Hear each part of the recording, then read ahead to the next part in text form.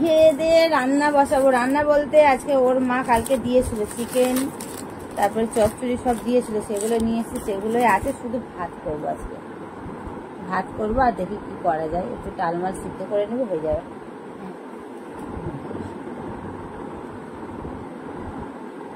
চলো খেয়ে নি, আবার কিছুক্ষণ পর তোমাদের সাথে দেখা হচ্ছে।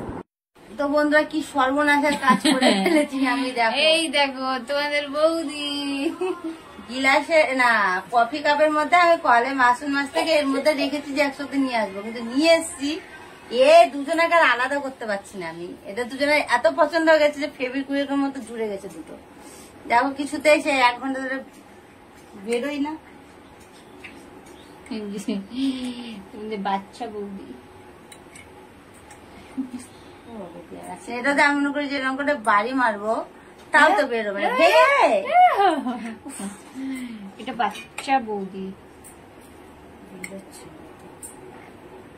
জুড়ে গেছে, যেটুকু বা লড়ছিল সেটুকু আর লড়ছে না। একজন এসে বললো জলের মধ্যে ডুবাও, বেরিয়ে যাবে জলটা আরো মেটে গেল। এই তেল দিলে বেরোবে স্লিপ খেয়ে।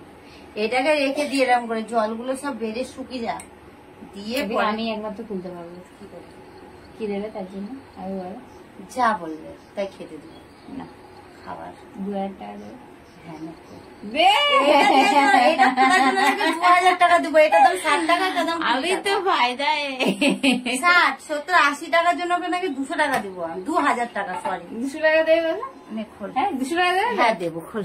সামনে বলছি হ্যাঁ আমি 200 টাকা দেবো ওকে এখনই। ক্যাশ গুগল পে করতে হবে। হ্যাঁ গুগল পে করবো।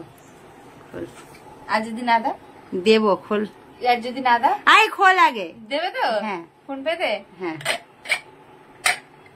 এ বাবা আমি দেবো না, আমি জানি না।